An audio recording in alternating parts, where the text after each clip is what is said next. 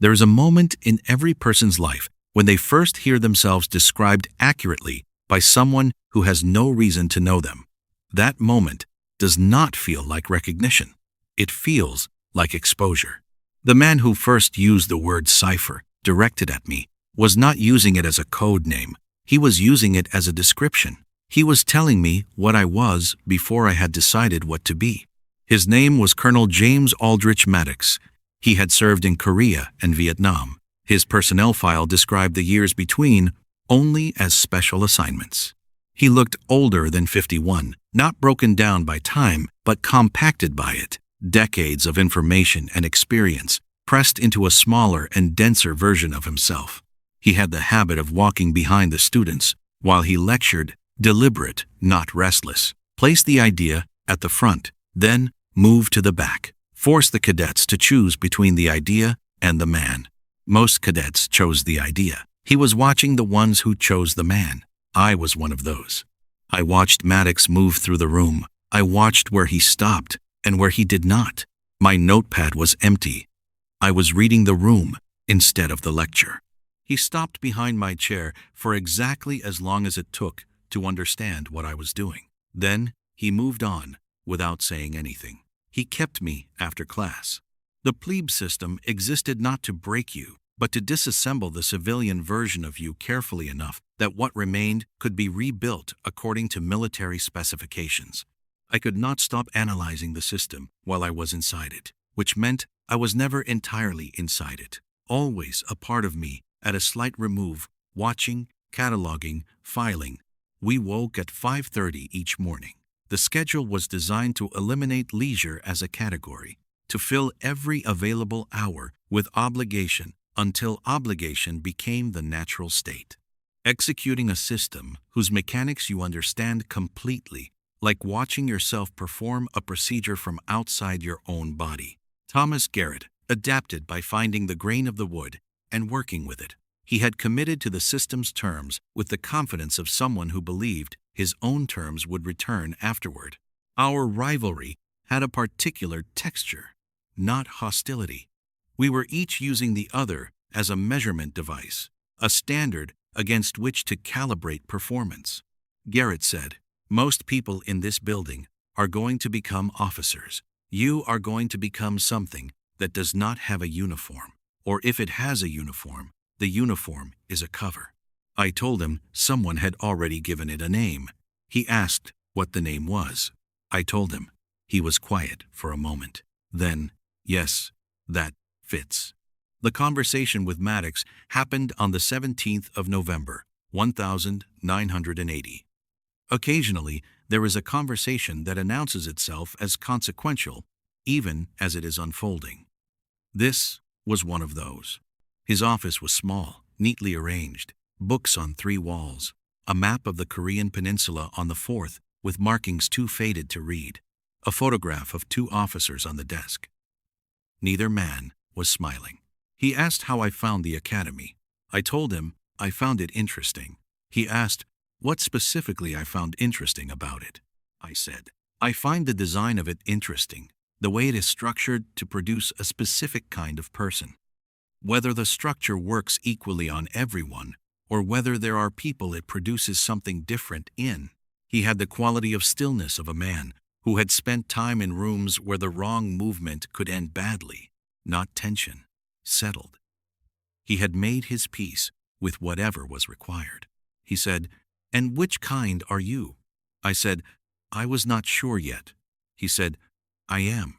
He let that sit for a moment. Then he said, "You are a cipher."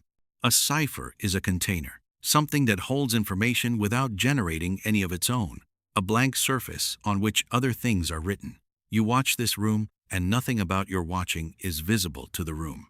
In most contexts, that would be a liability, but there are contexts where a cipher is the most dangerous thing in the room, where the ability to receive without broadcasting is not a deficiency, but a weapon.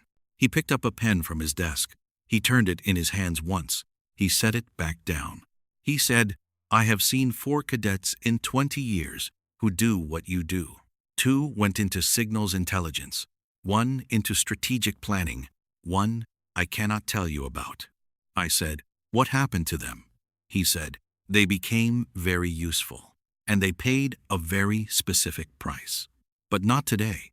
Today, I just want you to understand what you are. I walked back to the barracks in the cold November evening, thinking about the word cipher. It was the first time in my life that a word had fit me well enough to feel like a name. The first semester ended in December. I went home to Pittsburgh. My father was older. Something in the arrangement of his face had settled further into itself, completing something.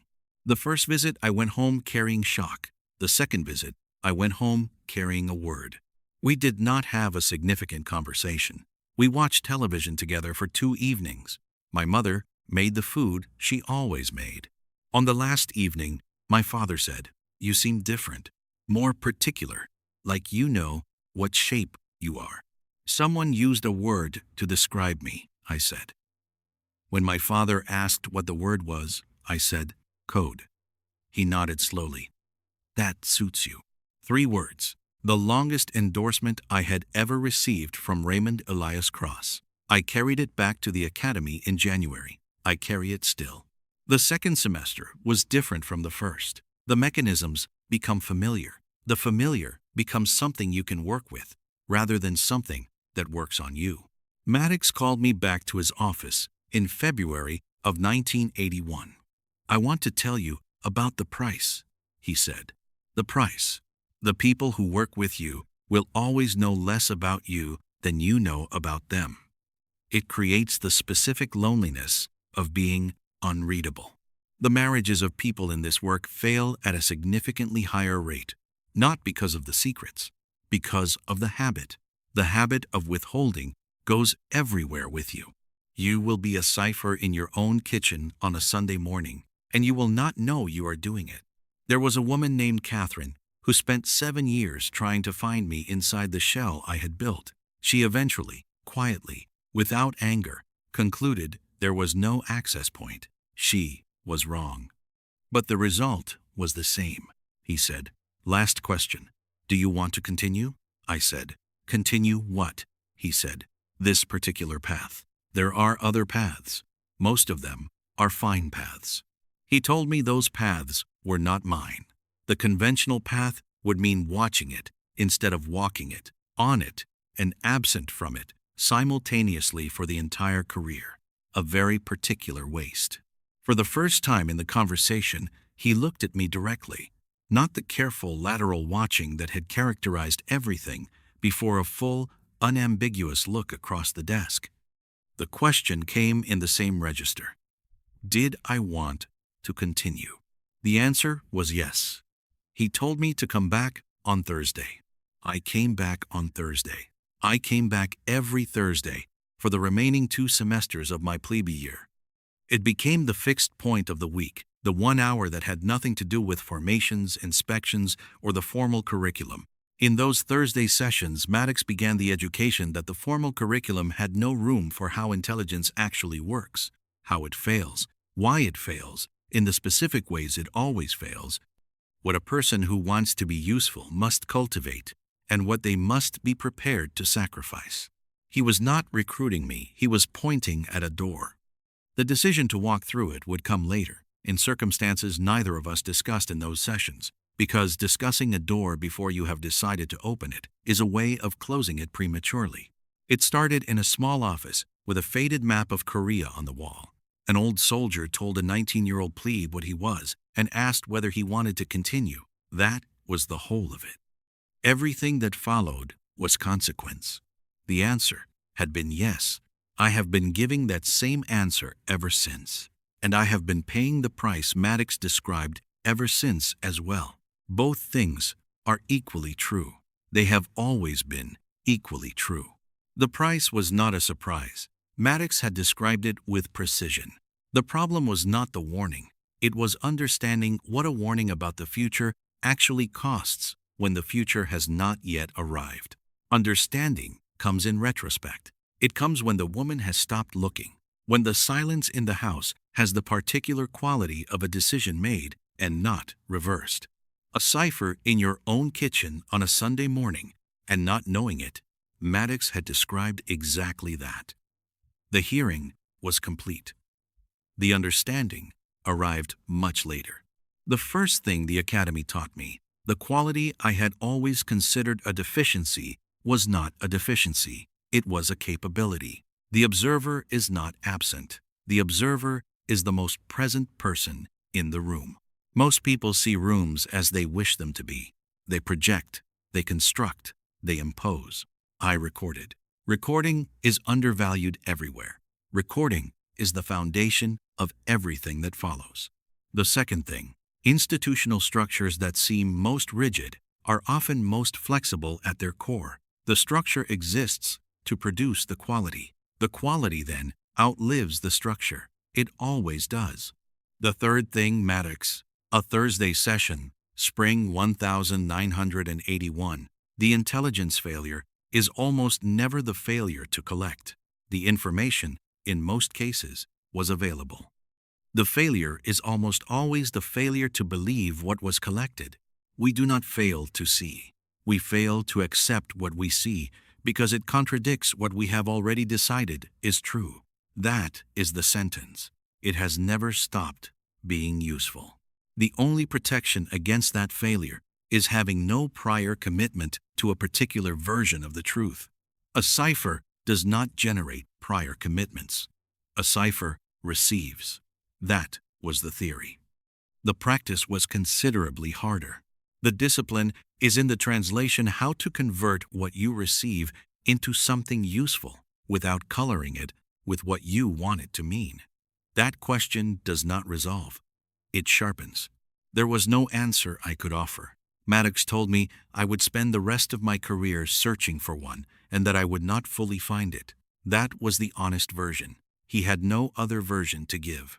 Thomas Garrett, in April of 1981, looked at the gray window rather than at me, while he made his observation that most people in the building would become officers, and that I would become something without a uniform, or if a uniform was involved, the uniform would function as a cover. The word had been given. The shape had clarified. The plebe year was ending. Camp Buckner lay ahead the summer that would change the shape of what I was willing to do. I did not know that yet. You never know the important summers in advance. West Point, 1980 to 1981. Where the word was given, where the shape clarified, where the path was pointed at rather than walked, because pointing at a path and walking it are separated by everything that actually happens in between. The translation problem, receiving information cleanly and rendering it accurately without the distortion of hope or fear or preference. The central problem of intelligence work. Also, the central problem of being alive. How do you see what is actually there without the frame of what you already believe filtering it? The question does not have a clean answer. It has only practice imperfect, ongoing, never finished. The partial answers, accumulated across 31 years, constitute something that does not have a clean name, not wisdom, not certainty. A methodology for functioning inside uncertainty without being destroyed by it. That is the difference between information and experience. Information can be held, experience cannot. Experience has to be lived before its weight becomes legible. Maddox had the habit of making you feel he had already decided the important thing and was now only confirming it. Every question he posed was already answered in his mind. He asked anyway. That was the discipline. Duty, honor, country. 3 words on the West Point crest. What the academy produced in most cadets. What it produced in me was adjacent to those words and not quite the same as them. The plebe year was one long lesson in carrying obligation without complaint. Not cheerfully, not with performed enthusiasm, simply carried, the way weight is carried, when there is no alternative to carrying it. There were cadets who broke in the plebe year, not dramatically, quietly, in the 3rd week, in the way they began to manage the difficulty rather than inhabit it. Managing and inhabiting are not the same thing. The gap between them shows. I did not break, but I also did not become in the way the institution intended. I watched it producing me, rather than being produced by it. The outcome looked identical. The process was entirely different. The academy sat above the Hudson River in a bend of the valley. On gray winter mornings, the river was invisible in fog, and the buildings appeared to float above the mist institutional permanence made atmospheric. Every morning at 5:45, I ran the river road before the company woke. Not as discipline as observation. The valley looked different when no one was watching it. Most things do. Thomas Garrett graduated in the top 5% of the class of 1,983. He went into Army intelligence, as the trajectory had always suggested. He became exactly what the Academy designed him to become. That is not a criticism. A clean outcome is rarer than it appears. I went somewhere else. Not immediately. The formal path extended several years further before the divergence became visible. But the Thursday sessions with Maddox had indicated something the graduation ceremony could not contain. The Korea map in Maddox's office was still faded when I saw it for the last time in May of 1983. He shook my hand and told me the door was still there and that it always would be. I stepped out into the academy grounds for the last time as a cadet carrying three things: a commission, a word, and 8 years of systematic observation practice the institution had not set out to produce in me. A commission, a word, and the particular loneliness Maddox had described, all three arrived simultaneously. All three were permanent. None of the three announced themselves as permanent at the time. West Point produced leaders of character committed to Army values. It also produced, in rare cases, something that required the Army as a host institution, but was not the Army itself. I was one of those cases. So was the one Maddox could not tell me about. The intelligence failure is almost never the failure to collect. We do not fail to see. We fail to accept what we see because it contradicts what we have already decided is true. That sentence has never stopped being true either. Maddox told me I would not fully find the answer. That was the honest version of what could be said about the work. He had spent enough time in it to know that honesty was the only sustainable position. 31 years of developing partial answers in circumstances that tested each one against high stakes. The partial answers accumulate. They constitute something. The name for it remains approximate. The river road at dawn, the fog on the Hudson, the gray buildings appearing to float. That is what stays from West Point, not rank, not credentials. The quality of attention trained on a cold morning before anyone else was awake. West Point, 1980 to 1981, where the word was given, where the shape clarified, where the door was indicated without being opened, because some doors require you to decide first and open second. Next, West Point, 1981, Camp Buckner. The summer that changed the shape of what I was willing to do, and the first time I understood that the most important decisions in this work are never made in rooms with flags on the walls. The most important decisions in this work are never made in rooms with flags on the walls. They are made in spare, functional places where the only decoration is what the situation actually requires. The word cipher, the faded Korea map, the Thursday sessions, the handshake at the door. The price already accumulating before the first bill arrived because some debts begin long before the creditor presents them. There is something about Camp Buckner that does not translate well into language, and I have spent considerable time trying to understand why. It is not that the events were complex, they were not, by the standards of what followed. It is not that the emotions were difficult to name, they were not, by the standards of what I would eventually learn to feel and suppress simultaneously. It is that Camp Buckner was the first place where the gap between what I was becoming and what I had been closed to something approaching zero. And the closing of that gap happened so quietly that I nearly missed it. Camp Buckner sits in the hills above the academy, accessed by a road that climbs into the Hudson Valley forest and arrives at a collection of training facilities that look, at first glance, like nothing in particular. wooden buildings, open fields marked for exercises, a lake used for water operations training. The landscape has the quality of somewhere that has been used hard for a long time and has absorbed the using without complaint. I noticed the quality of the soil when I arrived in June of 1981, compressed, bearing weight. The kind of ground that has had many feet on it and has adjusted to the pressure. We were yearlings by then second-year cadets. Having completed the plebe year with its systematic disassembly and been returned to something approaching persons again, though persons of a different construction than the ones who had arrived the previous September.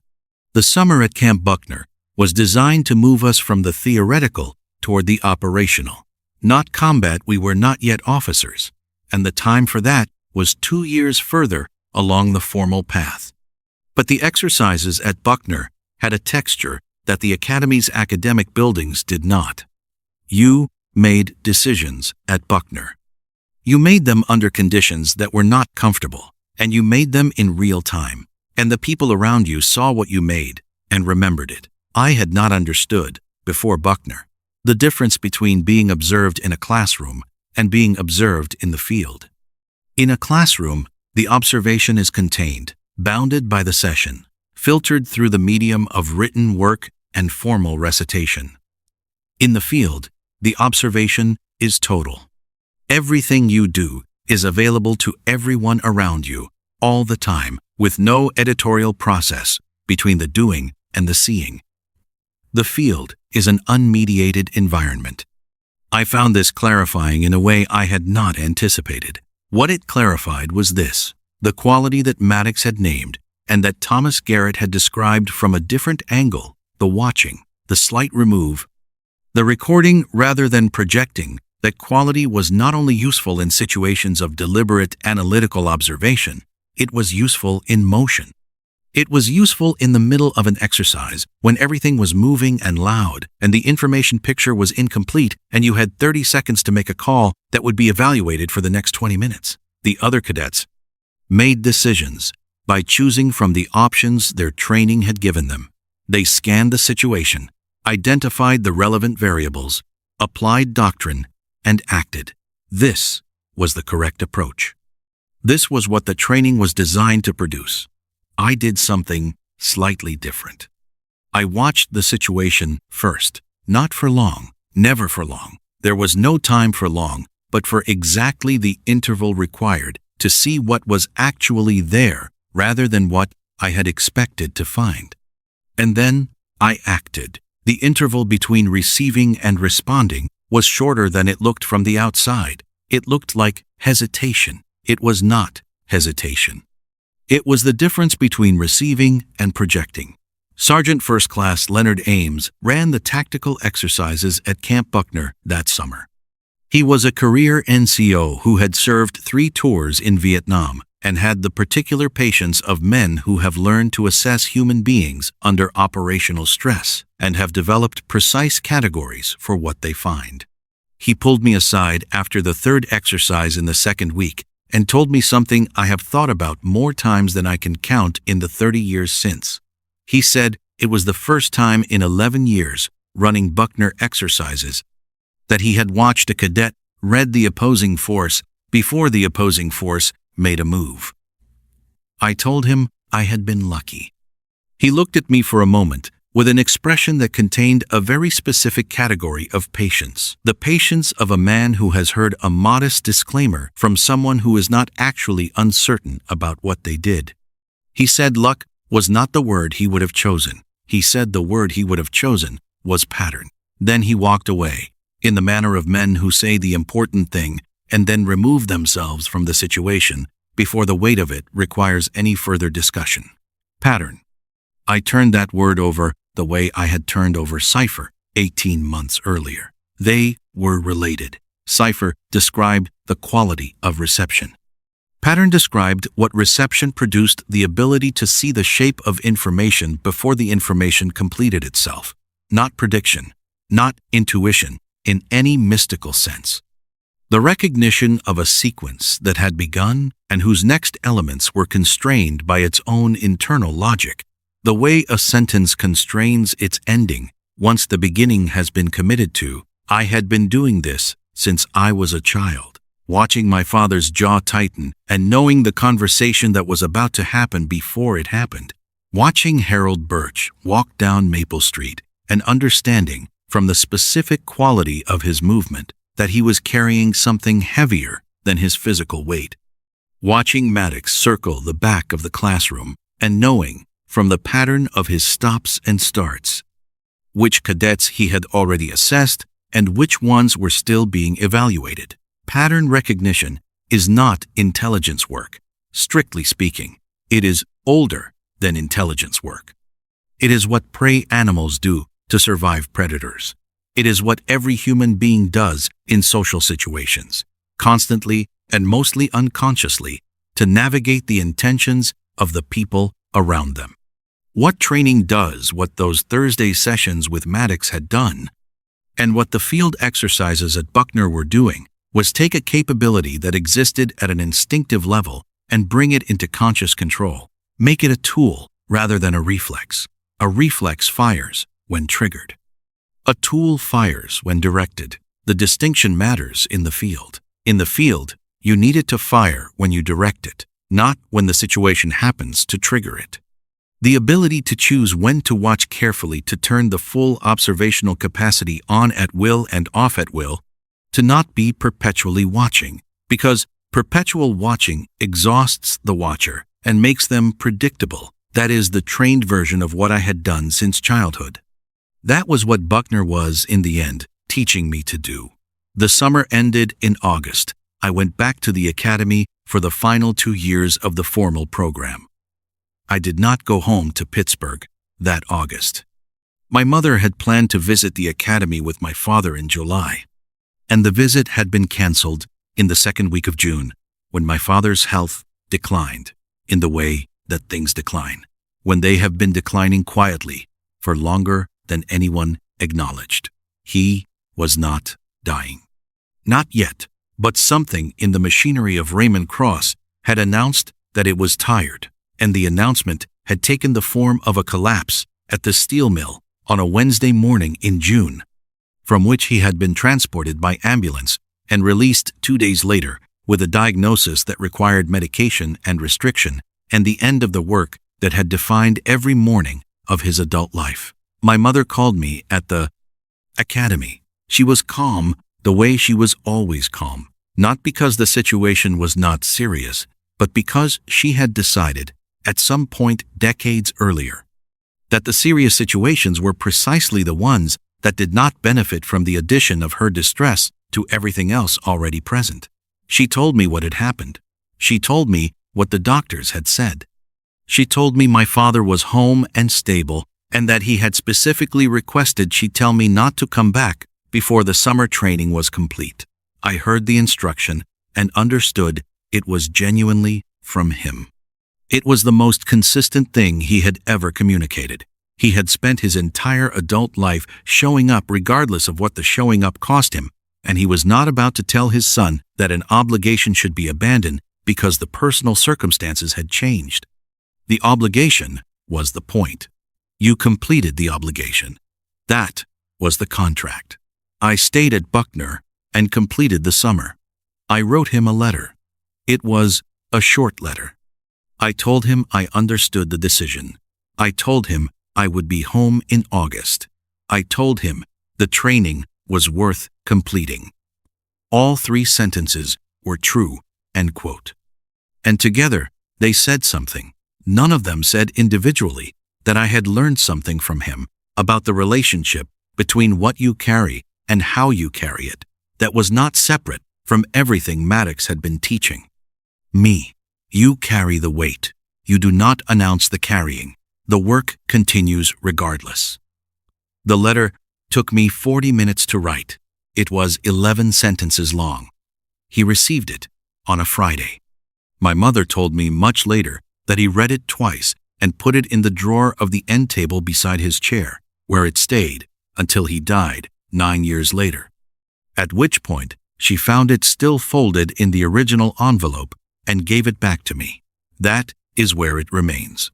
West Point, 1980 to 1981.